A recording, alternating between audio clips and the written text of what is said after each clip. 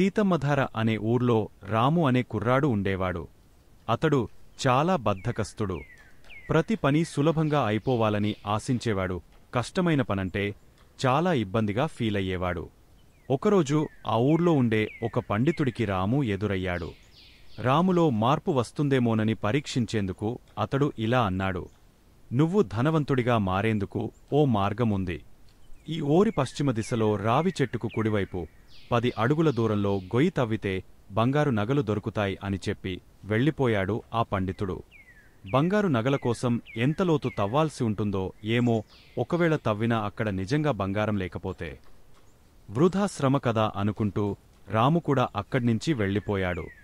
ప్రతి పనిని రాము ఇలాగే ఏదో ఒక సాకు చెప్పి తప్పించుకునేవాడు.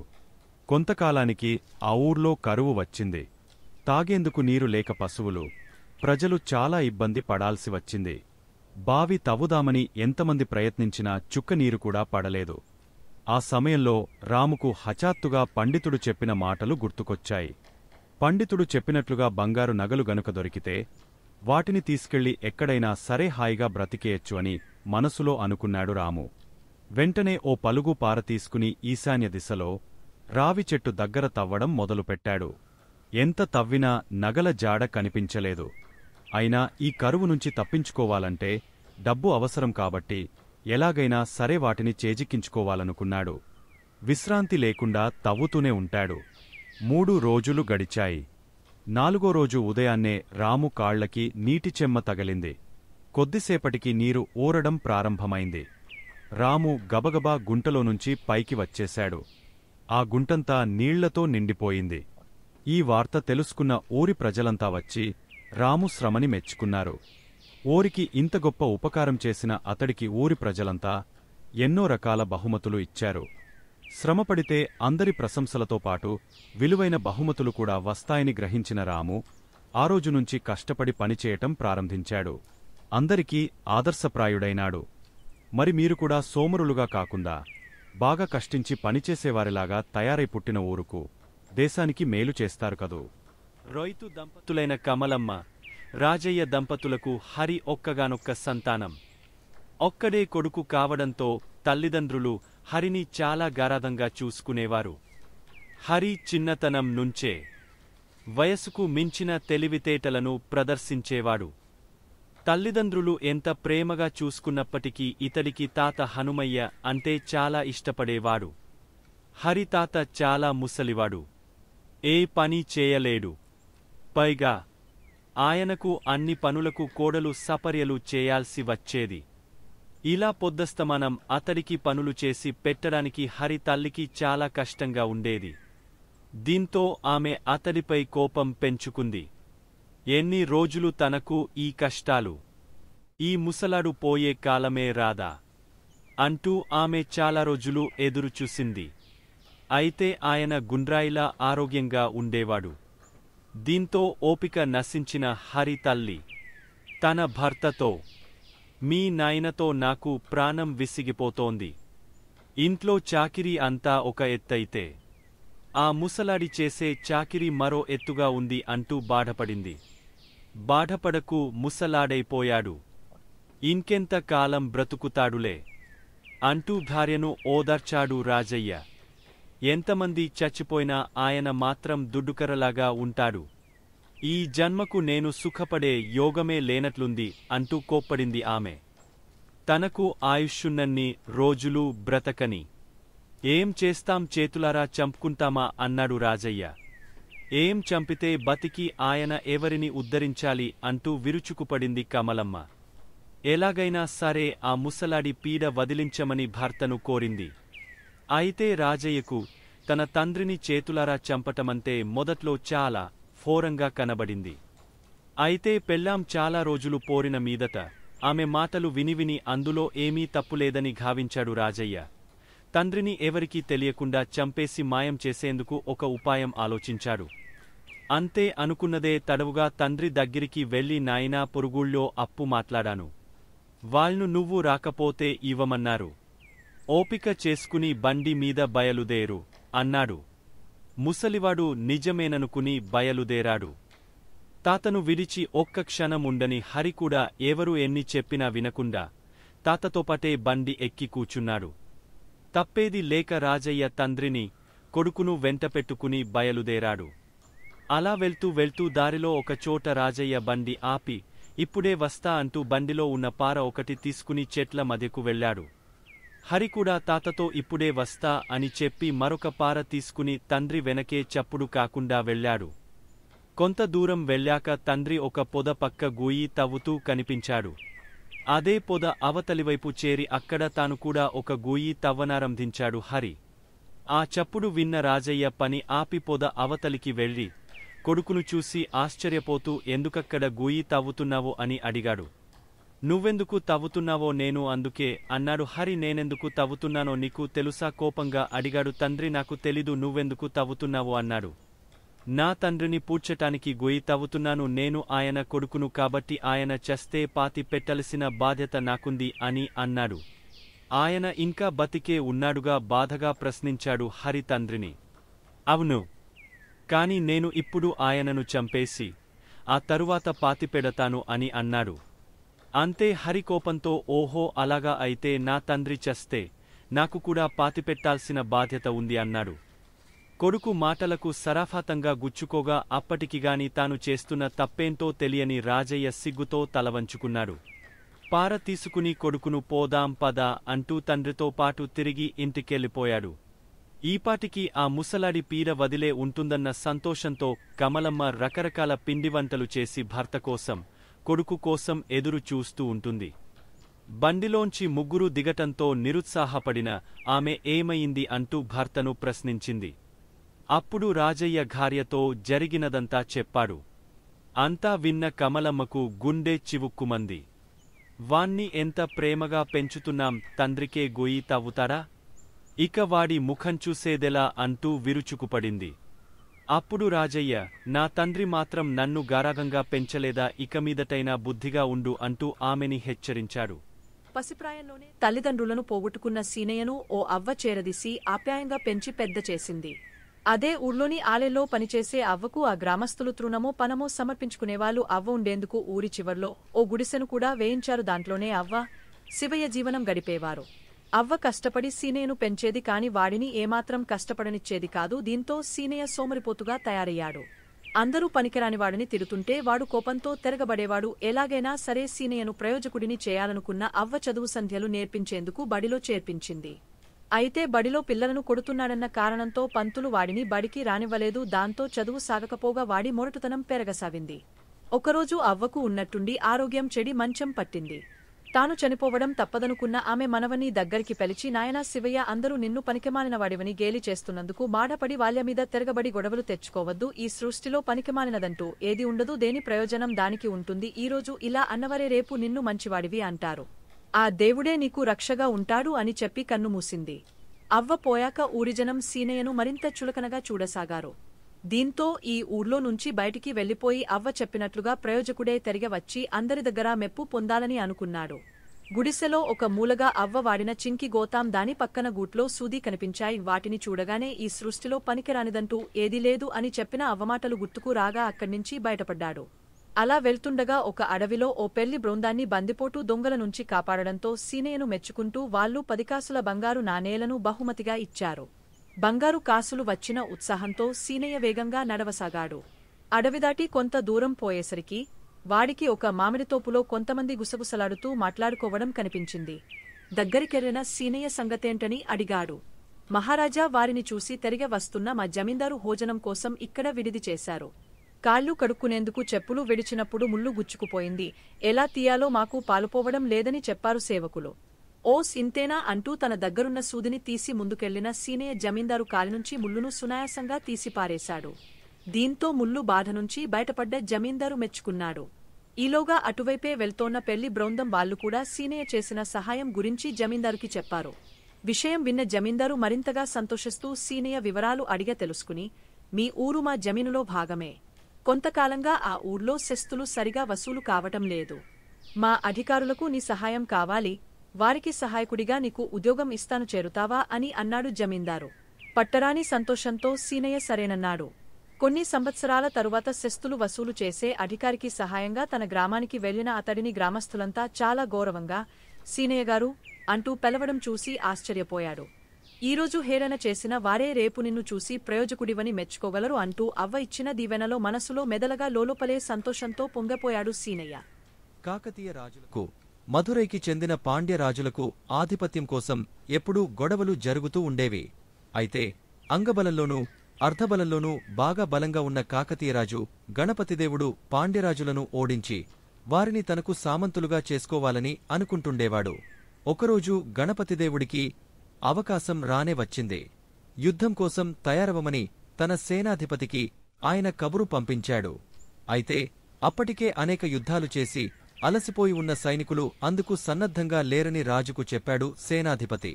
ఇలాంటి సమయంలో యుద్ధానికి వెళితే అపజయం పాలవాల్సి వస్తుందేమోనన్న అనుమానాన్ని కూడా ఆయన వ్యక్తం చేశాడు. అయితే పాండ్యరాజులను ఓడించేందుకు మంచి అవకాశం ఇప్పుడే వచ్చిందని, దీన్ని పోగొట్టుకోదలుచుకోలేదని చెప్పిన గణపతిదేవుడు యుద్ధానికి ఖచ్చితంగా వెళ్లాల్సిందేనని ఆజ్ఞాపించాడు. ఇలాగైతే తాము లొంగిపోవటం ఖాయమని, రాజుకు అవమానం జరగక తప్పదనుకుంటూ సైన్యం సేనాధిపతి వెంట యుద్ధానికి బయలుదేరింది. సేనాధిపతి సైన్యంతో కలిసి యుద్ధానికి బయలుదేరిన గణపతిదేవుడు దారిలో సైనికులు వాళ్లు గుసగుసలాడుకోవటం గమనించాడు. గెలుపు సాధించే నమ్మకం సైనికులు ఎవరిలోనూ లేదని గ్రహించిన ఆయన వారిలో ఆత్మవిశ్వాసం కలిగించే ఉద్దేశ్యంతో ఒక అమ్మవారి ఆలయం ఎదుట గుర్రాన్ని ఆపాడు. గుడి లోపలికి వెళ్లి అమ్మవారికి నమస్కరించి బయటకు వచ్చిన రాజు, ఇప్పటికే అలసిపోయి ఉన్న మీరు ఈ యుద్ధంలో గెలవలేమని అనుకుంటున్నారు కదూ, ఈ విషయంలో అమ్మవారి సంకల్పం ఎలా ఉందో తెలుసుకుందాం రండి అంటూ పిలిచాడు. ఒక నాణెము తీసి చూపించి, బొమ్మ బొరుసు వేస్తాను, నాణెముపై గల రాజముద్రిక పడిందంటే అమ్మవారు మనల్ని దీవించినట్లే, విజయం మనదే, అదే బొరుసు పడితే మనం వెనక్కి వెళ్లిపోదాం అంటూ నాణెంపైకి ఎగురవేశాడు. అంతే, నాణంపై రాజముద్రిక కనిపించింది. నాణెముపై రాజముద్రిక కనిపించగానే సైనికులలో ఒక్కసారిగా ఉత్సాహము ఉరకలు వేసి గంగా ప్రవాహంలా సైన్యము ముందుకు సాగింది. గెలుపు తమదేననే ఆత్మవిశ్వాసంతో శత్రు సైనికులను చీల్చి చెండాడారు. రాజు గణపతిదేవుడు మధురై పాండ్యరాజులతో తలపడి వారిని చిత్తుగా ఓడించి వారి మిత్రరాజు కొప్పెరుజంగను తనకు దాసోహమయ్యేటట్లు చేసుకున్నాడు. యుద్ధంలో విజయానంతరం సైనికులంతా సంతోషంలో మునిగి ఉండగా రాజు వద్దకు వచ్చిన సేనాధిపతి యుద్ధానికి సంసిద్ధంగా లేని సైన్యం చేతనే యుద్ధం చేయించి విజయం సాధించడం ఆశ్చర్యంగా ఉంది ప్రభూ అని అన్నాడు. అప్పుడు గణపతిదేవుడు నవ్వుతూ తాను అమ్మవారి గుడి దగ్గర వేసిన బొమ్మ బొరుసు వెండి నాణేన్ని చూపించాడు. నాణెం రెండు వైపులా రాజముద్రిక ఉండటం గమనించిన సేనాధిపతి రాజుకు వినయంగా నమస్కరించి అక్కడి నుండి వెళ్లిపోయాడు. ఈ కథను బట్టి మీకు ఏం అర్థమైందో చెప్పండి. అన్నింటికంటే ఆత్మవిశ్వాసం చాలా ముఖ్యమని అర్థమైంది కదూ. యుద్ధానికి ఏమాత్రం సంసిద్ధంగా లేని సైన్యంలో ఆత్మవిశ్వాసాన్ని పెంపొందించేందుకు రాజు తెలివిగా వెండి నాణెం రెండు వైపులా రాజముద్రిక ఉన్నదాన్నే బొమ్మ బొరుసు వేశాడు. వారిలో ఉత్సాహం ఊరకలు వేసేలా చేశాడు. కాబట్టి ఈ కథ ద్వారా మనం అర్థం చేసుకోవాల్సింది ఏంటంటే, ఆత్మవిశ్వాసముంటే మనం దేన్నైనా సాధించవచ్చు. ఒక చిన్న నీటి సరస్సులో పక్షులన్నీ కలసిమెలసి జీవనం సాగిస్తుండేవి. అందులో ఎక్కువగా హంసల సంఖ్య ఎక్కువగా ఉండేవి. ఓ ఎండాకాలంలో ఆ సరస్సులో నీరు తక్కువ అవడంతో బాతులన్నీ వలస వెళ్లిపోయాయి. అందులో ఒక్క నల్లని బాతు మాత్రం అక్కడే హంసలతో పాటు ఉండిపోయింది. హంసల్లో పెద్ద వయసు కలిగినవి తమ పిల్లలతో పాటు ఈ నల్లబాతు పిల్లను కూడా చేరదీసి తమతోనే ఉంచుకోసాగాయి. ఇది నచ్చని చిన్న వయసు హంసలన్నీ బాతు పిల్లను ఏడిపించేవి. తమతో ఉండవద్దని, నువ్వు అందంగా ఉండవు, మేము చూడు ఎంత తెల్లగా ఉన్నామో అంటూ మాటలతో గాయపర్చేవి. వీటన్నింటినీ మౌనంగా భరించిన నల్ల బాతుపిల్ల ప్రతిరోజూ గట్టుపైన కూర్చుని బాగా ఏడ్చేది. ఎన్ని రోజులు గడుస్తున్నా చిన్న హంస పిల్లలు ఏవీ దాన్ని దగ్గరకు రానియలేదు. దీంతో ఆ బాధ భరించలేని నల్లబాతు అక్కడ్నించి దూరంగా వెళ్లిపోయి ఒక చిన్న చెరువులో ఉండిపోయింది. అక్కడ దాన్ని ఎవరూ ఏడిపించేవారు లేకపోవడంతో సంతోషంగా రోజులు వెళ్లదీయసాగింది. అయితే చిన్న హంసలు తనను దగ్గరికి రానియకపోయినా బిడ్డకంటే ఎక్కువగా చూసుకున్న తల్లి హంసలను ఒకసారైనా చూసి రావాలన్న కోరిక కలిగింది నల్లబాతుకు. ఇంకేముంది అనుకున్న వెంటనే సొంత గూటికి బయలుదేరింది. అక్కడికి వెళ్లిన నల్లబాతు ఆశ్చర్యంతో నోరెళ్లబెట్టింది.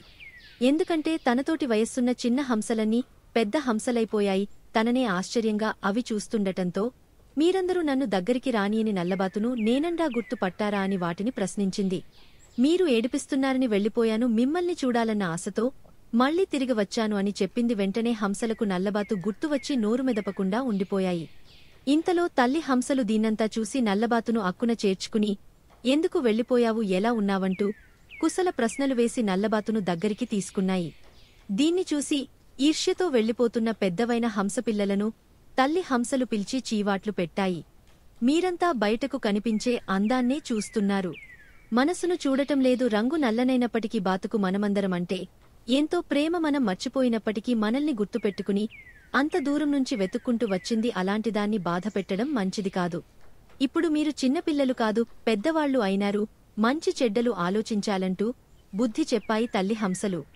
దీంతో చేసిన తప్పును తెలుసుకున్న హంస పిల్లలు తమను మన్నించమని నల్లబాతును కోరాయి. నల్లబాతు సంతోషంగా వాటిని స్వీకరించటంతో ఆనందంగా నీళ్లలోకి గంతులు వేసుకుంటూ చేపలు పట్టేందుకు వెళ్లిపోయాయి. ఇక అప్పటినుంచి అవన్నీ కలసిమెలసి ఐకమత్యంతో సంతోషంగా జీవనం గడపసాగాయి. జోగయ్య అనే రైతు ఉన్నాడు. భార్య పిల్లలతో చూడముచ్చటైన కుటుంబం అతడిది. అతడికి రాము అనే 10 ఏళ్ల కొడుకు, భాగ్య అనే 5 ఏళ్ల కూతురు. అంటే పంచప్రాణాలు తనకున్న కొంత పొలంలో వ్యవసాయం చేసే జోగయ్య చిన్నపాటి గొర్రెల మందను కూడా పెంచుతుండేవాడు. ఒకరోజు పొలం పని చేసే కూలీలతో పొలానికి వెళ్తూ పాటు గొర్రెల మందని తోలుకుని పొలానికి వెళ్లాడు జోగయ్య. అంతేగాకుండా తాను పొలం పనులు చూసుంటుంటే గొర్రెలకు కాపలా ఉంటాడని కొడుకును కూడా పొలానికి తీసుకువచ్చాడు. నాయనా రాము, నేను పక్కనే కూలీలతో పొలం పని చేయిస్తూ ఉంటాను, నువ్వు గొర్రెల మందను జాగ్రత్తగా గమనిస్తూ ఉండు అని చెప్పాడు జోగయ్య. కాని ఇక్కడకు అప్పుడప్పుడు పెద్ద పులి వస్తూ ఉంటుంది కాబట్టి చాలా జాగ్రత్తగా ఉండాలని హెచ్చరికగా చెప్పాడు. ఒకవేళ పులి వచ్చినట్లయితే గట్టిగా కేకలు వేయమని చెప్పి కూలీలతో పనులు చేయించటంలో మునిగిపోయాడు జోగయ్య. అసలే ఆకతాయి కుర్రాడైన రాము తండ్రిని ఆటపట్టించాలని అనుకున్నదే తడవుగా నాన్న పెద్ద పులి వచ్చింది అంటూ పెద్దగా అరిచాడు. నిజంగానే పులి వచ్చిందేమో అనుకున్న జోగయ్య కూలీలతో కలిసి పెద్ద పెద్ద కర్రలు గడపారలతో పరుగున వచ్చాడు. ఇది చూసిన రాము, నాన్న పులి లేదు, ఏమీ లేదు, ఊరికే మిమ్మల్ని ఆటపట్టించాలని కేకలు వేశానని చెప్పాడు. దీంతో కోప్పడిన జోగయ్య ఇలాంటి పని ఇంకెప్పుడు చేయవద్దని రాముని హెచ్చరించి కూలీలతో కలిసి వెళ్లిపోయాడు. మరికొంతసేపు కిమ్మనకుండా ఉన్న రాము మళ్లీ నాన్న పెద్ద పులి వచ్చింది అంటూ కేకలు వేశాడు. ఈసారి కూడా నిజమేననుకున్న జోగయ్య కర్రలు గడపారలతో ఊరికి వచ్చాడు. అయితే ఈసారి కూడా ఆటపట్టించేందుకే కేకలు వేశానని రాము చెప్పడంతో చెంప పగులగట్టిన జోగయ్య కోపంగా వెళ్లిపోయాడు.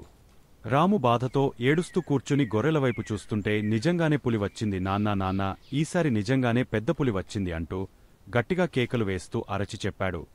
ఎంత అరచి చెప్పినప్పటికీ జోగయ్య కూలిపనివాళ్లు ఎవరు కూడా రాము మాటలను పట్టించుకోలేదు. ఈసారి కూడా మళ్లీ అబద్ధాలు చెబుతున్నాడని అనుకున్న వారందరూ ఊరకుండిపోయారు. ఈలోపు గొర్రెల మందలో జొరబడ్డ పెద్దపులి గొర్రెపిల్లను ఒకదానిని మెడకరచి ఈడ్చుకుని వెళ్లిపోయింది. జరుగుతున్నదాన్ని బిక్కచచ్చిపోయి చూస్తున్న రాము భయంతో వణకసాగాడు. ఏదో వేళాకోళానికి నవ్వులాట కోసం చిన్న అబద్ధం చెబితే అది నిజంగానే నిజమైందని మనసులోనే అనుకున్న రాము బాధతో ఏడ్వసాగాడు. ఇంకెప్పుడు వేళాకోళానికి కూడా అబద్ధం చెప్పకూడదని గట్టిగా నిర్ణయించుకున్నాడు. కాబట్టి హాస్యానికైనా అబద్ధం ఆడరాదు అనే గొప్ప సత్యాన్ని, నీతిని ఈ రాము కథ ద్వారా తెలుసుకున్నాం. రాముకు చేపలను వేటాడటమంటే చెప్పలేనంత ఇష్టం. ముఖ్యంగా ఊరి మధ్యలో అమ్మవారి గుడి పక్కన ఉండే దొరగారి చెరువులో చేపలు పట్టడమంటే మన రాముకు మరీ ఇష్టం. చెరువు అంటే మరీ అంత పెద్దదేమీ కాదు. తన కొడుకుమీద ప్రేమతో 3 ఎకరాల భూమిలో చెరువు తవ్వించాడు కిష్టయ్య దొర.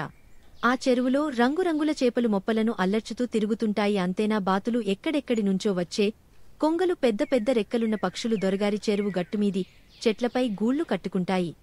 గూళ్లలో పొదిగిన గుడ్లు పిల్లలు కాగానే దూర ప్రాంతాల నుంచి వచ్చిన పక్షులు అక్కడి నుంచి వెళ్లిపోతాయి. అయితే పిల్లలను చేపలు పట్టడానికి దొరగారు ససేమిరా అంగీకరించరు. ఎందుకంటే చెరువు దగ్గరకు వచ్చే పిల్లలు ఒకటే అల్లరి చేస్తారు, చేపలను బెదరగొడతారు.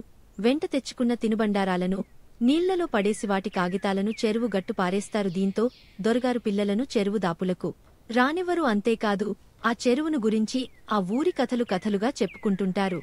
చెరువులో పిల్లలను ఎత్తుకుపోయి తినేసే పెద్ద పెద్ద సొరచేపలు, తిమింగలాలు చెరువులో ఉంటాయట. కనిపిస్తే చాలు అమాంతం బయటకు వచ్చి గుటుక్కుమనిపిస్తాయట. ఇదిలా ఉండగా ఒకరోజు దొరగారు పనిమీద పట్నానికి వెళ్లారు. ఇంకేముంది, రాముకు చెప్పలేని హుషారు వచ్చేసింది.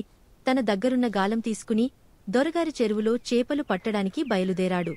చెరువు దగ్గరకు వెళ్లొద్దంటూ రాము స్నేహితులు అతనికి చెప్పి చూశారు. మన రాము వింటే కదా, ఒక్కటే చెరువు గట్టుమీదకు వెళ్లాడు. గాలం పట్టుకుని గట్టుమీద కూర్చుని గాలాన్ని చెరువులోకి వదిలాడు. రాము చెరువుపై నుంచి వచ్చే చల్లని గాలులకు రాముకు నిద్ర ముంచుకొచ్చింది. హయాత్తుగా రాముకు మెళకువ వచ్చింది. గాలం తనను లాగుతోంది. ఏదో బరువైనది గాలానికి చిక్కుంది. బలమంతా ఉపయోగించి గాలాన్ని లాగాడు. తాటి చెట్టంత ఎత్తున్న సొరచేప గాలంతో పాటు పైకి లేచింది. రాము కాళ్లు చల్లబడ్డాయి. ఎక్కడలేని భయం ఉంచుకొచ్చింది. అయినా ధైర్యం చేసి మరింత గట్టిగా లాగాడు. సొరచేప కాస్త తిమింగలంగా మారి రామును మింగేయడానికి ముందుకు రాసాగింది. వచ్చేసింది, దగ్గరకు వచ్చేసింది. ఇల్లంత పెద్దది చేసి తన నోరును తిమింగలం తెరిచింది. ఇక రామును స్వాహా చేయడమే ఆలస్యం. పెద్దగా కేకపెట్టి నిద్రలేచాడు రాము. అంతా కలగాలానికి చిన్న చేప ఒకటి చిక్కుకుని ఉంది. ఆ పళంగా ఊర్లోకి తారాజువలా పరుగుతీశాడు రాము. తనకు వచ్చిన కలను స్నేహితులకు చెప్పలేదు. చెబితే పెరికివాడనుకుంటారని భయం. అంతటితో చేపలను వేటాడే ఇష్టానికి స్వస్తి చెప్పాడు రాము. చదువు మీద శ్రద్ధ పెట్టి క్లాసులో అందరికంటే ఎక్కువ మార్కులు సంపాదించి అందరితో శభాష్ అనిపించుకున్నాడు. ప్రపంచంలో ఎంతోమంది గొప్ప గురువులు, మరెంతోమంది గొప్ప శిష్యులు ఉన్నారు. గురు శిష్యుల అనుబంధం గురించి మీరు చాలా కథలు విని ఉంటారు. అలాంటి ఓ గొప్ప గురు శిష్యుల కథను ఇప్పుడు మనం చదువుకుందాం. పూర్వం వాల్మీకి మహాముని ఆశ్రమంలో అనేకమంది శిష్యులు పాఠాలు చదువుకుంటూ ఉండేవారు. ఆశ్రమంలోని శిష్యులంతా కలసిమెలసి చాలా సఖ్యంగా మెలిగేవారు. ఒకసారి ఆశ్రమంలో దొంగతనం జరుగుతుంది. ఆ దొంగతనం చేసిన శిష్యుడెవరో అందరికీ తెలుసు. దీంతో వాళ్లందరూ వెళ్లి గురువు వాల్మీకి ఫిర్యాదు చేశారు. అయితే విషయమంతా విన్న వాల్మీకి ఆ శిష్యుడిని ఏమీ దండించలేదు. అలా కొన్నాళ్లు గడిచాయి. మళ్లీ అదే శిష్యుడు దొంగతనం చేశాడు. ఇది తెలిసిన మిగిలిన శిష్యులంతా కోపంతో గురువు దగ్గరకు వెళ్లి అతడిని ఆశ్రమం నుంచి వెళ్లగొట్టండి, లేదా మేమే ఆశ్రమాన్ని వదిలిపెట్టి వెళ్లపోతాం అని అన్నారు. అప్పుడు వాల్మీకి శిష్యులందరినీ సమావేశపరిచి, మీరంతా ఎంతో మంచి శిష్యులు. ఈ లోకంలో మంచి ఏంటో చెడు ఏంటో తెలుసుకున్నారు. మిమ్మల్ని ఇక్కడి నుంచి పంపేసినా వేరే ఆశ్రమంలో మీకు చోటు దొరుకుతుంది, మంచి విద్య లభిస్తుంది. కాని దొంగతనం చేసిన విద్యార్థికి మంచి చెడులు ఇంకా ఏంటో బోధపడలేదు అని అన్నాడు. ఇంకా ఒక గురువుగా నేను అతడికి మంచి చెడులు ఇంకా నేర్పాల్సి ఉంది. దొంగతనం చేసిన నేరానికిగాను నేను అతడిని ఆశ్రమం నుంచి పంపించేస్తే ఇంకెవ్వరూ మరో ఆశ్రమంలోకి తీసుకోరు, విద్య నేర్పించరు. అప్పుడు అతడు ఇంకా దారి తప్పుతాడు, చెడు మార్గంలోకి పయనిస్తాడు. అది నాకు ఇష్టం లేదు అని అన్నాడు వాల్మీకి మహాముని. అంతేగాకుండా తప్పుచేసిన శిష్యుడిని సరిచేయాల్సిన బాధ్యత గురువుగా తనమీద ఉంది కాబట్టి అతడిని నా దగ్గరే ఉంచుకుంటాను. అది మీకు ఇష్టం లేకపోతే అతడికి కోసం మిమ్మల్ని వదులుకునేందుకు సిద్ధంగా ఉన్నానని వాల్మీకి చెప్పాడు. దొంగతనం చేసిన శిష్యుడు గురువుగారు చెప్పిన మాటలకు కళ్లలో నీళ్లు గిర్రున తిరిగాయి. తనలోని అజ్ఞానాన్ని, చెడుబుద్ధిని ఆ క్షణమే వదిలించుకున్న అతడు పశ్చాత్తాపంతో గురువు ముందు మోకరిల్లాడు. జీవితంలో ఇంకెప్పుడు ఇలాంటి తప్పు పని చేయనని గురువుకు ప్రమాణం చేశాడు. గురువుకు ఇచ్చిన మాట ప్రకారం తన జీవితంలో ఆ శిష్యుడు ఎప్పుడు తప్పు పనులు చేయలేదు. మంచిగా విద్యాభ్యాసం ముగించుకుని ఎంతో పేరు ప్రఖ్యాతులు సంపాదించి గురువుకు తగ్గ శిష్యుడిగా పేరుగాంచాడు. రాము అనే కుర్రాడు ఉండేవాడు. అతడు చాలా బద్ధకస్తుడు. ప్రతి పని సులభంగా అయిపోవాలని ఆశించేవాడు. కష్టమైన పనంటే చాలా ఇబ్బందిగా ఫీలయ్యేవాడు. ఒకరోజు ఆ ఊర్లో ఉండే ఒక పండితుడికి రాము ఎదురయ్యాడు. రాములో మార్పు వస్తుందేమోనని పరీక్షించేందుకు అతడు ఇలా అన్నాడు, నువ్వు ధనవంతుడిగా మారేందుకు ఓ మార్గం ఉంది. ఈ ఊరి పశ్చిమ దిశలో రావి చెట్టుకు కుడివైపు 10 అడుగుల దూరంలో గొయ్యి తవ్వితే బంగారు నగలు దొరుకుతాయి అని చెప్పి వెళ్లిపోయాడు ఆ పండితుడు. బంగారు నగల కోసం ఎంత లోతు తవ్వాల్సి ఉంటుందో ఏమో, ఒకవేళ తవ్వినా అక్కడ నిజంగా బంగారం లేకపోతే వృధా శ్రమ కదా అనుకుంటూ రాము కూడా అక్కడ్నించి వెళ్లిపోయాడు. ప్రతి పనిని రాము ఇలాగే ఏదో ఒక సాకు చెప్పి తప్పించుకునేవాడు. కొంతకాలానికి ఆ ఊర్లో కరువు వచ్చింది. తాగేందుకు నీరు లేక పశువులు, ప్రజలు చాలా ఇబ్బంది పడాల్సి వచ్చింది. బావి తవ్వుదామని ఎంతమంది ప్రయత్నించినా చుక్క నీరు కూడా పడలేదు. ఆ సమయంలో రామ్కు హయాత్తుగా పండితుడు చెప్పిన మాటలు గుర్తుకొచ్చాయి. పండితుడు చెప్పినట్లుగా బంగారు నగలు గనుక దొరికితే వాటిని తీసుకెళ్లి ఎక్కడైనా సరే హాయిగా బ్రతికేయచ్చు అని మనసులో అనుకున్నాడు. రాము వెంటనే ఓ పలుగు పార తీసుకుని ఈశాన్య దిశలో రావి చెట్టు దగ్గర తవ్వడం మొదలుపెట్టాడు. ఎంత తవ్వినా నగల జాడ కనిపించలేదు. అయినా ఈ కరువు నుంచి తప్పించుకోవాలంటే డబ్బు అవసరం కాబట్టి ఎలాగైనా సరే వాటిని చేజిక్కించుకోవాలనుకున్నాడు. విశ్రాంతి లేకుండా తవ్వుతూనే ఉంటాడు. 3 రోజులు గడిచాయి.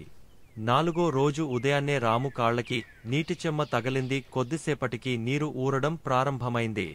రాము గబగబా గుంటలోనుంచి పైకి వచ్చేశాడు. ఆ గుంటంతా నీళ్లతో నిండిపోయింది. ఈ వార్త తెలుసుకున్న ఊరి ప్రజలంతా వచ్చి రాము శ్రమని మెచ్చుకున్నారు. ఊరికి ఇంత గొప్ప ఉపకారం చేసిన అతడికి ఊరి ప్రజలంతా ఎన్నో రకాల బహుమతులు ఇచ్చారు. శ్రమపడితే అందరి ప్రశంసలతో పాటు విలువైన బహుమతులు కూడా వస్తాయని గ్రహించిన రాము ఆ రోజు నుంచి కష్టపడి పనిచేయటం ప్రారంభించాడు. అందరికీ ఆదర్శప్రాయుడైనాడు. మరి మీరు కూడా సోమరులుగా కాకుండా బాగా కష్టించి పనిచేసేవారిలాగా తయారై పుట్టిన ఊరుకు, దేశానికి మేలు చేస్తారు కదూ. యువకుడైన రామానుజులు పాత సామగ్రిని అమ్ముతూ జీవనం గడిపేవాడు. ఇతను పాత పాత్రలు కొంటూ కొత్త పాత్రలను అమ్ముతూ న్యాయమైన వ్యాపారిగా మంచి పేరుగడించాడు. రామానుజులు నివసించే ఊర్లోనే పాత సామగ్రిని కొని అమ్మే మరో వ్యాపారైన సీనయ్య కూడా ఉండేవాడు. ఇతను చాలా పిసినరి అయినప్పటికీ రామానుజులు, సీనయ్యలు ఇద్దరు కలిసి ఊర్లు తిరుగుతూ వ్యాపారం చేసేవారు. అలా ఒకరోజు వ్యాపారం కోసం సీతాపురం అనే ఊరికి చేరుకుని చెరో వీధికి వెళ్లారు. ఆ ఊర్లోని ఒక వీధిలో సూరయ్య కుటుంబం నివసిస్తూ ఉంటుంది. సూరయ్య వాళ్లు ఒకప్పుడు బాగా ధనికులే అయినా ప్రస్తుతం బాగా చితికిపోయారు. ఆ కుటుంబానికి చెందిన కొడుకులు, అన్నదమ్ములు సంపద అంతా ఖాళీ అవడంతో కటిక దారిద్ర్యంలో మునిగిపోయి చిన్న చితక పనులు చేసుకుంటూ జీవిక గడిపేస్తుంటారు. అయితే వారి వద్ద అనేక పాత్రలున్నాయి. వాటిలో ఒకటి బంగారు పాత్ర. బాగా బతికిన రోజుల్లో సూరయ్య దాన్ని ఉపయోగించి ఉంటాడు. పేదవారు అవడంతో దాన్ని వాడకుండా పక్కన పెట్టేయడంతో అది మరకలు పట్టి ఉండటం వల్ల దాన్ని ఎవరు బంగారు పాత్ర అనుకోరు. ఆ ఇంటి ఆడవాళ్లకు కూడా అది బంగారు పాత్ర అని తెలియదు.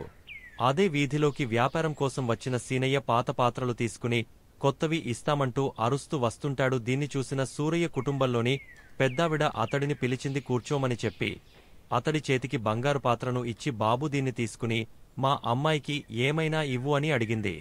లోభివర్తకుడైన సీనయ్యకు ఆ పాత్రను చూడగానే అది బంగారు పాత్ర కావచ్చునని తోచింది. అతను దాన్ని తిరిగేసి బోర్లవేసి తిప్పి తిప్పి చూసి కడ్డీతో గీరి అది బంగారమేనని రూజి చేసుకున్నాడు. వెంటనే దాన్ని కాజేసేందుకు పథకం వేసి, దీనికి ఏం వస్తుందమ్మా, ఇదేం అంత వెల చేయదు అంటూ ఆ పాత్రను విసిరేసి లేచి వెళ్లిపోయాడు. మరి కాసేపటికి ఇంటి దారిలోనే రామానుజులు పాత్రలు అమ్ముతూ వస్తాడు. అది చూసిన సూరయ్య ఇంట్లోని పెద్దావిడ రామానుజులును పిలిచింది. కూర్చోబెట్టి లోనికెళ్లి బంగారు పాత్రను తీసుకొచ్చి ఇచ్చి మారుకు ఏమైనా ఇవ్వమని అడిగింది. ఆ పాత్రను చేతిలోకి తీసుకున్న రామానుజులు పరీక్షగా చూసి, అమ్మా, ఇది చాలా లక్షలు విలువ చేసే పాత్ర. దీనికి సమానమైన విలువగల వస్తువులు నా వద్ద లేవు అని చెప్పాడు. దీంతో ఆ పెద్దావిడ, నాయనా, ఇంకో వ్యాపారి ఇది చాలా తక్కువ విలువ చేస్తుందని విసిరి పారేసి వెళ్లిపోయాడు. ఒకవేళ ఇది మంచి విలువైనదే అయి ఉండవచ్చు కదా, దీన్ని తీసుకుని మారుకు ఏదైనా ఇచ్చివెళ్ళు అని చెప్పింది. దీంతో రామానుజులు తన వద్దనున్న పాత కొత్త సామగ్రినంతటినీ ఆమెకు ఇచ్చి, అమ్మా, ఇవి తప్ప నా వద్ద ఇంకేవీ లేవు అని నిజాయితీగా చెప్పి ఆమెకు నమస్కరించి అక్కడ్నించి వెళ్లిపోయాడు. ఇంతలో లోభి అయిన సీనయ్య తాను వేసుకున్న పథకం ప్రకారం తిరిగి ఆ ఇంటికి వచ్చి ఆ పాత్ర ఇలా పారేసి, ఏదో ఒకటి తీసుకుని వెళ్ళండి అని పిలిచాడు. అంతా విన్న పెద్దావిడ కోపంతో ఊగిపోతూ, ఏం నాయనా, లక్షలు విలువ చేసే పాత్ర ఏ విలువ చేయదన్నావుగా, నువ్వు వెళ్లగానే ఇంకో పుణ్యాత్ముడు వచ్చి తన వద్దనున్న వాటినన్నింటినీ ఇచ్చి ఆ పాత్రను తీసుకెళ్లిపోయాడు అంటూ కసిగా చెప్పింది. ఆ మాట విన్న సీనయ్య మతిపోయినట్లయింది. అంత విలువైన పాత్రను వాడు కాజేశాడా, నాకు ఇంత నష్టం చేస్తాడా అంటూ ఆవేశంతో నదీ తీరానికి పరుగెత్తుకుంటూ వెళ్లిపోయాడు. పెద్దావిడ మాట విన్న సీనయ్యకు నిజంగా మతి భ్రమించినట్లై తన వద్దనున్న డబ్బు, సరుకులు అన్నింటినీ అలాగే విడిచి పరుగులెత్తాడు. అతడు నదీతీరాన్ని సమీపించగానే రామానుజులు పడవలో అవతలివైపుకు దాటుతుండటం కనిపించింది. అది చూసిన సీనయ్యకు ఆవేశం కట్టలు తెంచుకురాగా గుండె వేగంగా కొట్టుకుసాగింది. అంతే, ఒక్కసారిగా నోటివెంట రక్తం కూడా కారసాగింది. తనకంటే బాగా లాభపడ్డ రామానుజంపై తీవ్రమైన ద్వేషంతో సీనయ్య గుండె పగిలి అక్కడికక్కడే ప్రాణాలు వదిలేశాడు. నిజాయితీగా ఉన్న రామానుజులు మాత్రం దానధర్మాలు, పుణ్యకార్యాలు చేస్తూ తనకున్న మంచి పేరును నిలబెట్టుకున్నాడు. అసూయ, ఆవేశం అనేది మనిషిని ఎంతటి ప్రమాదానికి గురిచేస్తాయో సీనయ్య కథను చదివితే అర్థమైందా? ఎప్పుడు కూడా నిజాయితీ, కష్టపడేతత్వమే మనిషిని విజయం వైపు నడిపిస్తాయి. రామానుజులు నిజాయితీగా నడుచుకోవడం వల్ల జీవితంలో సుఖపడ్డాడు. దైవభక్తుడైన సింహాచలం ఊరూరా తిరుగుతూ దేవుడి గురించి ప్రచారం చేస్తూ వెళ్తుంటాడు. అలా ఒకరోజు గరుడాద్రి అనే ఊర్లో దేవుడి గురించి, దేవుడి మహిమల గురించి ప్రజలకు తెలియజెప్పి పూజలు జరిపించి మరో ఊరికి బయలుదేరాడు. మార్గమధ్యంలో ఓ అడవి గుండా వెళ్లాల్సి వస్తుంది. అడవిలో ప్రయాణం చేస్తున్న సింహాచలంకు బాగా అలసటగా ఉండటంతో గుబురుగా ఉన్న ఒక చెట్టు వద్దకు వెళ్లి దాని నీడలో విశ్రాంతి తీసుకునేందుకు ఉపక్రమించాడు. నడచి నడచి అలసిపోవడంతో అలాగే కళ్ళు మూసుకుని పడుకున్నాడు. ఇంతలో ఒక మూలనుంచి ఏదో జంతువు కదిలిన శబ్దం రావడంతో అటువైపు చూశాడు సింహాచలం. అంతే, ఎదురుగా ఉన్న జంతువును చూసి భయంతో బిక్కచ్చిపోయాడు. దేవుడా, ఈ పులి బారినుంచి నన్ను కాపాడాల్సిన బాధ్యత నీదేనంటూ భారం దేవుడిమీద వేశాడు సింహాచలం. ఈ క్రూర జంతువు ఎలాగైనా సరే నన్ను తినేస్తుంది, నీ మహిమ వల్లనే నేను బ్రతకగలను, నీ భక్తుడినైన నన్ను కాపాడు స్వామి అంటూ భయంతో కళ్ళు మూసుకుని దేవుణ్ణి ప్రార్థించసాగాడు సింహాచలం. అలా ఎంతసేపటికి పులి దగ్గరకు రాలేదు. మెల్లిగా భయంగా కళ్ళు తెరిచి చూశాడు. అంతే, మరోసారి ఆశ్చర్యంతో నోరెళ్లబెట్టక తప్పలేదు సింహాచలానికి. ఎందుకంటే ఎదురుగా పులికూడా 2 కాళ్ళు పైకెత్తి దేవుణ్ణి ప్రార్థిస్తూ ఉంది. ఇదంతా ఆ భగవంతుడి మహిమేనేమో అనుకున్న సింహాచలం కాస్తంత ధైర్యం తెచ్చుకుని పులి దగ్గరకు వెళ్లాడు. ఓ పులిరాజా, ప్రాణభయంతో ఉన్న నేను నువ్వు నన్ను చంపకుండా ఉండాలని, నీ నుండి నన్ను రక్షించాలని ఆ దేవుడిని వేడుకుంటున్నాను. దాంట్లో ఓ అర్థముంది, మరి నువ్వెందుకు ప్రార్థిస్తున్నావు అని ప్రశ్నించాడు సింహాచలం. ఓ మానవుడా, నేను కూడా నీ నుంచి నన్ను రక్షించమని ఆ భగవంతుడిని వేడుకుంటున్నాను అని చెప్పింది పులి. ఎందుకు తిరిగి ప్రశ్నించాడు సింహాచలం. ఎందుకంటే ఇప్పుడు మీ మానవులు మా వన్యప్రాణులను ఇష్టం వచ్చినట్లుగా చంపేస్తున్నారు కదా, దీంతో మా జాతులన్నీ అంతరించుకుపోతున్నాయి. మాకు స్వేచ్ఛగా బ్రతికే అవకాశమే లేకుండా పోతోంది. అలా జరగకుండా చూడాలనే నేను దేవుణ్ణి ప్రార్థిస్తున్నాను అని చెప్పింది పులి. నిజమే కదా, ఈ రోజుల్లో వన్యమృగాలను వేటాడి చంపడంలో మన మానవులు ముందే ఉన్నారు. మనుషులు ఎలా స్వేచ్ఛగా తుకుతున్నామో వన్యప్రాణులను కూడా అంతే స్వేచ్ఛగా బ్రతకనియాల్సిన బాధ్యత మనందరిమీద ఉంది. కాబట్టి వన్యప్రాణులను వేటాడి చంపేసేవారిని తీవ్రంగా వ్యతిరేకిద్దాం. ఒక అడవిలో ఒక నక్క ఉండేది. దానికి ఆశ ఎక్కువ. అన్నీ తనకే కావాలని పేరాశ. కాని అది చిన్న జంతువు కదా, అందువల్ల దాని ఆశ తీరడం లేదు. ఏ సింహమోపులో వేటాడి తినగా మిగిలిన జంతువుల మాంసం తిని జీవనం చేస్తుండేది. ఇలా ఉండగా ఒక వేటగాడు లేడిని చంపి దానిని భుజాన వేసుకుని వస్తున్నాడు. అంతలో అతడికి ఒక అడవి పంది కనిపించింది. వెంటనే గురిచూసి పందిపై బాణం వదిలాడు. బాణం కొద్దిగా గురి తప్పి తగలటం వల్ల పందికి గాయం అయింది తప్ప వెంటనే ప్రాణం పోలేదు. అది కోపంతో వేటగాడిమీదికి దూకి అతడిని చంపి మరికొంత సేపటికి పంది కూడా చచ్చిపోయింది. ఆ దారినే వస్తున్న నక్క చచ్చిపడి ఉన్న లేడి పంది, పాము వేటగాడిని చూసింది. ఒక్కసారిగా దానికి బోలెడు మాంసం లభించడంతో అసలే దురస కదా, వేటగాడి పక్కనే పంది ఉన్న బాణంకు నరం బిగించి ఉంది. ఈ 4 మాంసం తరువాత తాపిగా తినవచ్చు, ముందు ఈ నరంతో ఇప్పటికి సరిపెట్టుకుందాం అని ఆ బాణానికి బిగించిన నరాన్ని కొరికింది. నరం తెగతంతో వంగ ఉన్న బాణం వద్ద ఊపుగా నిటారుగా సాగి నక్క గుండెకు గట్టిగా గుద్దుకున్నది. నక్క అక్కడికక్కడే మరణించినది. ఒక గ్రామంలో ఒక ఆవు ఉండేది. అది ఎంతో మంచిది. తోటి పశువులతో ఎన్నడూ కలహించుకోకుండా యజమాని మాట వింటూ సాధు జంతువుగా జీవించేది. ఒకరోజు అడవిలో అది ఒంటరిగా మేత మేస్తుండగా పులి చూచి దానిపై దూకడానికి సిద్ధమైనది. అది గమనించిన ఆవు భయపడక, పులిరాజా కొంచెం ఆగు, నేను చెప్పే మాటలు విను. ఇంటి దగ్గర నాకొక బిడ్డ ఉన్నది.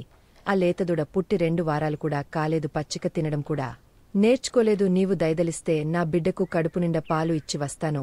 ఆ తరువాత నన్ను భక్షించు అన్నది దీనంగా. ఆవు ఆ మాటలు విన్నపులి పెద్దగా నవ్వి, ఆహా, ఏమి మాయమాటలు! ఇంటికి వెళ్లి బిడ్డకు పాలు ఇచ్చి వస్తావా? అడవిలో ఉన్నంత మాత్రాన నాకు తెలివితేటలు లేవనుకోకు. నేనేం వెర్రిదానికాను, కోపంగా అన్నది పులి. నీవు అలా అనుకోవడం సరికాదు. నేను అసత్యం పలికేదానను కాను. ఒకసారి మాట ఇచ్చి తప్పితే ఆ బతికి ఏమీ ఎప్పటికైనా చావు తప్పదు. ఆకలిగున్న నీకు ఆహారమై తృప్తి కలిగిస్తే మంచిదే గదా, ఉపకారం చేసిన దాన్నవుతాను. ఒక్కసారి నా బిడ్డను చూచి ఆకలి తీర్చి రావాలని నా ఆశ అన్నది. ఆవు ఊరిలో నివసించే ఈ జంతువులలో నీతి ఎంతుందో తెలుసుకుందామని సరే అన్నది పులి. ఆవు ఇంటికి పోయి దూడకు కడుపు నిండా పాలిచ్చి కోడెదూడ శరీరాన్ని ప్రేమతో నాకుతూ, నాయనా బుద్ధిమంతురాలుగా మంచితనంతో జీవించు, తోటివారితో స్నేహంగా ఉండి ఎట్టి పరిస్థితులలోనూ అబద్ధాలాడకు, మంచి ప్రవర్తనతో పేరు తెచ్చుకో అని బిడ్డకు మంచి బుద్ధులు చెప్పి ఆవు అడవికి చేరుకున్నది. ఆవుని చూచిన పులికి ఆశ్చర్యం కలిగింది. తన ప్రాణాల కంటే ఇచ్చిన మాట ముఖ్యం అనుకున్న ఆవు ఎంతో గొప్పది. దీనిని చంపితే తనకే పాపం అనుకుని ఆవుని వదిలివేసింది పులి. సింగరాయగుంట అనే ఊర్లో సుబ్బయ్య అనే ఒక వడ్రంగ ఉండేవాడు. అతను ఊర్లోని వాళ్లందరికీ వడ్రంగ పనులు చేసి పెడుతూ జీవనం సాగస్తుండేవాడు. అదే ఊర్లోని చెట్లపైన కోతుల గుంపులు కూడా చాలా ఉండేవి. ఈ కోతులు చాలా అల్లరివి. ఊర్లో ఎవరిని కూడా ప్రశాంతంగా ఉండనిచ్చేవి కావు. ఇళ్లలో పెంచుకున్న పండ్ల మొక్కల్లోంచి పండ్లన్నింటినీ తెంపి తినేసి ఇష్టం వచ్చినట్లుగా పడవేసేవి. ఎవరు ఎలాంటి పని చేస్తున్నా కోతుల గుంపు అక్కడ ప్రత్యక్షమై ఆ పనిని నాశనం చేస్తూ ఉండేవి. ఇదంతా చూసిన ఊరివాళ్లందరూ, అబ్బా, ఈ కోతుల పీడ ఎప్పటికి వదులుతుందో అని టుకుంటూ ఉండేవాళ్ళు. ఇదిలా ఉంటే వడ్రంగ సుబ్బయ్య ఒకరోజు ఓ చెట్టు దగ్గర ఎండిపోయి ఉన్న చెక్క దూలాన్ని చూశాడు. తనకు పనికొస్తుందని భావించిన అతడు దాన్ని ఎలాగైనా తీసుకెళ్లాలని అనుకున్నాడు. చెట్టునుంచి ఎండిన ఆ దూలాన్ని వేరుచేసే పనుల్లో నిమగ్నమయ్యాడు. ఈలోపు మధ్యాహ్నం కావడం, బాగా ఆకలిగా ఉండటంతో భోజనానికి ఇంటికి బయలుదేరాడు. వెళ్తూ చెక్కదులాన్ని విడిగా చీల్చి మేకులు కొట్టి అది దగ్గరకు రాకుండా వదిలిపెట్టాడు. ఇక మిగతా పనిని భోజనం చేసి వచ్చి చూద్దాంలే అనుకుంటూ దానక్కడే వదిలేసి వెళ్ళిపోయాడు సుబ్బయ్య. సుబ్బయ్య అలా వెళ్లాడో లేదో అల్లరిముక అయిన కోతుల గుంపు అక్కడికి చేరిపోయింది. ఆ చెట్టుపైన ఒకటే ఆటలు పాటలు చెప్పలేనంత అల్లరి చేస్తూ ఆ ప్రాంతాన్నంతా అల్లకల్లోలం చేశాయి. అప్పుడే వాటి కన్ను మధ్యకు చీల్చి ఉన్న దూలంపై కన్నుపడింది. ఇదేంటో చూద్దామనుకుంటూ ఓ కోతి చీల్చి ఉన్న దూలం మధ్యలో దూరి కూర్చుని మధ్యలో ఉన్న మేకుల్ని తీసి అవతల విసిరి పారేసింది. ఎప్పుడైతే కోతి మేకుల్ని తీసేసిందో అప్పుడే దూలం చటుక్కున దగ్గరికి అయిపోయింది. ఇంకేముంది, దూలం మధ్యలో ఇరుక్కుపోయిన కోతి పొట్ట బాగా నలిగిపోయి ఊపిరాడక చనిపోయింది.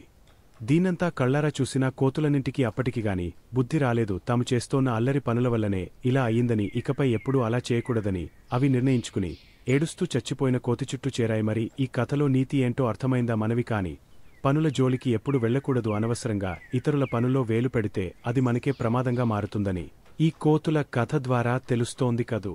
అసలే మే నెల ఎండలు మండిపోతున్నాయి. ఎండాకాలం కావడంతో పొలాలు, చెరువులు, బావులు అన్నీ నీరు లేక ఎండిపోయాయి. ఇలాంటి సమయంలోనే ఒక కాకికి బాగా దాహం వేస్తోంది. విపరీతమైన దాహంతో అది దానికి తెలిసిన ప్రాంతాలన్నింటినీ నీటికోసం గాలించేసింది. ఎక్కడా దానికి ఒక్క నీటి చుక్క కూడా కానరాలేదు. అలా నీటికోసం కాకి వెతకని చోటు లేదు. నీరు మాత్రం దొరకడం లేదు. దీంతో అది రోజు రోజుకు నీరసించిపోతోంది. ఇక ఇప్పట్లో నీరు దొరుకుతుందన్న ఆశ కూడా లేకపోవడంతో దేవుడా నన్ను నీవే రక్షించాలి అని మనసులో అనుకుంటూ అలాగే ఉండిపోయింది. ఎప్పట్లాగే ఒకరోజు కాకి నీటికోసం వెతుకుతుండగా ఒక చెట్టు కింద ఓ మట్టి కూజాలో నీరు కనిపించింది. నీరు బాగా అడుగున ఉండటంతో కాకి వాటిని తాగాలంటే అందటం లేదు. దొరికిన నీటిని ఎలాగైనా సరే తాగి తీరాలని అనుకుంది. అయితే ఎలాగంటూ ఆలోచనలో పడింది. వెంటనే ఆ మట్టి కూజాను ఒకవైపుకు వంచింది. కూజా మెడ ప్రాంతం బాగా సన్నగా ఉండటంతో నీటిని కాకి అందుకోలేకపోయింది. ఇప్పుడెలాగబ్బా అనుకుంటూ అటూ ఇటూ తిరిగింది. అలా తిరుగుతుండగా వెంటనే దానికో ఉపాయం తట్టింది. ఆ కూజాను నిటారుగా నిలబెట్టి చెట్టు కింద ఉండే చిన్న చిన్న గులకరాళ్లను ఒక్కోటిగా తెచ్చివేయడం మొదలెట్టింది కాకి. అలా వేస్తుండగా కూజాలోంచి నీరు మెల్లమెల్లగా పైకి రావటం మొదలైంది. పైకి వచ్చిన నీటిని చూసిన కాకి సంతోషంతో గబగబా తాగేసి దాహం తీర్చుకుంది. తాను చేసిన ప్రయత్నం ఫలించటంతో కాకి పట్టరాని ఆనందంతో ఎగిరిపోయింది. ఈ కథ ద్వారా మీరు తెలుసుకున్న నీతి ఏంటంటే, ఏదైనా ఒక సమస్య మనకు ఎదురైనప్పుడు వెంటనే కుంగిపోకుండా బాగా ఆలోచించి మంచి నిర్ణయం తీసుకోవాలి. అలాగే మనం అనుకున్నది సాధించాలంటే ముందుగా కష్టించి పనిచేయటం నేర్చుకోవాలి. బాగా ఆలోచిస్తే ఎంత పెద్ద సమస్యకైనా పరిష్కారం అనేది తప్పకుండా దొరుకుతుంది. సిబి చక్రవర్తి ఆపదలో ఉన్న వారికి సాయం చేసేవాడు. ఎవరు ఏది అడిగినా దానం చేసేవాడు. ఒకరోజు ఒక పావురం వచ్చి ఆయన దగ్గర వాలింది. శత్రువు నుంచి తనను కాపాడమని తిమాలింది. సరే అని దానికి మాట ఇచ్చాడు. ఇంతలో ఒక డేగ వచ్చి, ఈ పావురం నా ఆహారం, దీనిని నేను తరుముతూ వచ్చాడు, ఇది నాది, నాకు ఇచ్చే అని కోపంగా అడిగింది డేగ. పక్షిరాజా, ఈ పక్షిరాజుని రక్షిస్తానని మాట ఇచ్చాను. పావురం తప్ప ఇంకేమైనా అడుగు అన్నాడు. సిబి చక్రవర్తి మాట తప్పని రాజుగా అందరూ నిన్ను గొప్పగా చెప్పుకుంటారు. అయితే పావురమంత బరువుగల నీ తొడ మాంసం ఈ అని అడిగింది డేగ. సిబి చక్రవర్తి త్రాసు తెప్పించి ఒకవైపు లెన్లో పావురాన్ని ఉంచి రెండోవైపు పళ్ళెంలో తన తొడ మాంసం కోసివేశాడు. ఎంత మాంసం కోసివేసినా పావురంతో సమానం కాలేదు. చివరికి తానే త్రాసు పళ్ళెంలో కూర్చున్నాడు. పావురానికి బదులుగా మొత్తం తన శరీరాన్నంతా తినేయమని డేగను వేడుకున్నాడు. వెంటనే డేగ ఇంద్రునిగా, పావురం అగ్నిదేవునిగా మారినవి. వారిద్దరిని చూసి శిబిచక్రవర్తి ఆశ్చర్యపోయాడు. ఇంద్రుడు, అగ్నిదేవుడు ఇలా అన్నారు. శిబిచక్రవర్తి, మేం నిన్ను పరీక్షించాలని వచ్చాము. ఈ పరీక్షలో నీవు గెలిచావు. నీదాన గుణము 10 మంది చెప్పుకుంటే విన్నాము. కాని ఈనాడు స్వయంగా చూసి సంతోషించాము. ఈ భూమి, సూర్య, చంద్రులు ఉన్నంతవరకు గొప్ప దాతగా నీ పేరు చిరస్థాయిగా నిలిచిపోతుంది అని దీవించి వెళ్లిపోయారు. ఒకరోజు ఓ నక్క నదీ తీరాన్న కూర్చుని భోరు భోరుమని ఏడుస్తోంది. అది విని చుట్టూ పక్కల కన్నాల్లో ఉన్న పీతలు బయటికి వచ్చి నక్కను ఎందుకు ఏడుస్తున్నావు అని అడిగాయి. అయ్యో, నన్ను నా బృందంలోని వేరే నక్కలన్నీ అడవిలోంచి తరిమేసేయి అని ఏడుస్తూనే సమాధానమిచ్చింది నక్క. పీతలు జాలిగా ఎందుకలా జరిగిందని అడిగాయి. ఎందుకంటే ఆ నక్కలన్నీ మిమ్మల్ని తినాలని పన్నాగమల్లుతుంటే నేను వద్దన్నాను. మీలాంటి చక్కని జీవాలను అవి ఎలా తినాలనుకున్నాయి అంది నక్క. ఇప్పుడు ఎక్కడికి వెళ్తావని అడిగాయి పీతలు. తెలీదు, ఏమైనా పని చూసుకోవాలి అని దీనంగా జవాబిచ్చింది. ఆ నక్క పీతలన్నీ కలిసి ఆలోచించాయి. మన వల్లే దీనికి కష్టం వచ్చింది, మనమే ఆదుకోవాలి అని నిర్ధారించాయి. వెళ్లి నక్కను తమకు కాపలాకి ఉండమని అడిగాయి. నక్క దబ్బున ఒప్పుకుని కృతజ్ఞతలు తెలిపింది. రోజంతా పీతలతో ఉండి వాటికి కథలు కబుర్లు చెప్పి నవ్విస్తూనే ఉంది. రాత్రై పున్నమి చంద్రుడు ఆకాశంలోకి వచ్చాడు. నదీ తీరమంతా వెన్నెలతో వెలిగిపోయింది. ఈ చక్కని వెన్నెలలో మీరు ఎప్పుడైనా విహరించారా? చాలా బాగుంటుంది అని నక్క పీతలని అడిగింది. భయం కొద్దీ ఎప్పుడు వాటి కన్నాలను దాటి దూరం వెళ్లలేదని చెప్పిన పీతలను నక్క వెంటనే తీసుకుని వెళ్దామని నిశ్చయించుకుంది. నేనుండగా మీకు భయమేమిటి అని నక్క నచ్చ చెప్పడంతో పీతలు కూడా బయలుదేరాయి. కొంత దూరమెళ్ళాక నక్క మూలగడం మొదలుపెట్టింది. పీతలని ఆశ్చర్యంగా ఏమైందో అని చూస్తుండగా హఠాత్తుగా అడవిలోంచి చాలా నక్కలు బయటికి వచ్చి పీతల పైబడ్డాయి. పీతలు బెదిరిపోయి అటూ ఇటూ పరిగెత్తడం మొదలెట్టాయి. కాని నక్కలు చాలా పీతలను దిగమింగేశాయి. ఎలాగోలాగా ప్రాణాలను కాపాడుకున్న కొన్ని పీతలు అతికష్టంగా వాటి కన్నాలను చేరుకుని టక్కుగల నక్క చేసిన కుతంత్రము తలుచుకుని చాలా బాధపడ్డాయి. దుష్టులతో స్నేహం చెడుకే దారితీస్తుందని వాటికి అర్థమయ్యింది. ఒకసారి చైనా చక్రవర్తి శ్రీకృష్ణ దేవరాయలకు కొన్ని నారింజ పండ్లను పంపాడు. అవి ప్రత్యేకమైన నారింజ పండ్లని, వాటిని తిన్నవాళ్లు మృత్యుంజయులవుతారని వాటిని తీసుకొచ్చిన చైనా రాజప్రతినిధి దేవరాయలకు విన్నవించాడు. పళ్లెల్లో నిగనిగలాడుతున్న ఆ నారింజ పండ్లను దేవరాయలతో పాటు సభలోని వాళ్లందరూ కుతూహలంతో చూస్తూ ఉండగా రామలింగడు లేచి టక్కున ఆ నారింజ పండును ఒలిచి నోట్లో వేసుకుని భలే రుచిగా ఉంది అన్నాడు. అది చూసిన వారందరూ ఆశ్చర్యపోయారు. ఈ చర్యకు శ్రీకృష్ణ దేవరాయలకు చెప్పనలవి కాని కోపమొచ్చింది. అవి చైనా చక్రవర్తి నా కోసం పంపిన పండ్లు. నా అనుమతి లేకుండా తీసుకున్నా నీకు మరణశిక్ష తప్పదు అన్నారు. ఆ మాటలు విన్న తెనాలి రామలింగడు పకపకా నవ్వాడు. ఈ నవ్వు చూసిన రాయలకు మరీ కోపం ఎక్కువై ఎందుకు నవ్వుతున్నావని అడిగారు. నవ్వక ఏం చేయమంటారు ప్రభూ, ఏ పండ్లు తింటే మృత్యుంజయులవుతారని చెప్పారో ఆ పండ్లను నోట్లో వేసుకోగానే నాకు మరణదండన విధించారు. మరి ఆ పండ్లకు మహిమ ఉన్నట్టా లేనట్టా అన్నాడు. రామలింగడు నవ్వుతూ ఈ మాటలతో రాయలకు నవ్వుములకెత్తడంతో ఆయనతో పాటు సభలో ఉన్న వారందరూ నవ్వారు. మృత్యువును జయం చేసే మహిమ ఆ పండ్లకు లేవని అర్థం చేసుకున్నాక అద్భుతమైన తీపితో కూడిన ఆ పండ్లను రాయల అనుమతి మేరకు సభలోని వారందరూ ఆరగించారు. రామలింగడి తెలివి ఎలాంటిదో చూశారు కదా. నీతి: క్లిష్టమైన పరిస్థితుల్ని కూడా మేధాశక్తితో జయించాలి.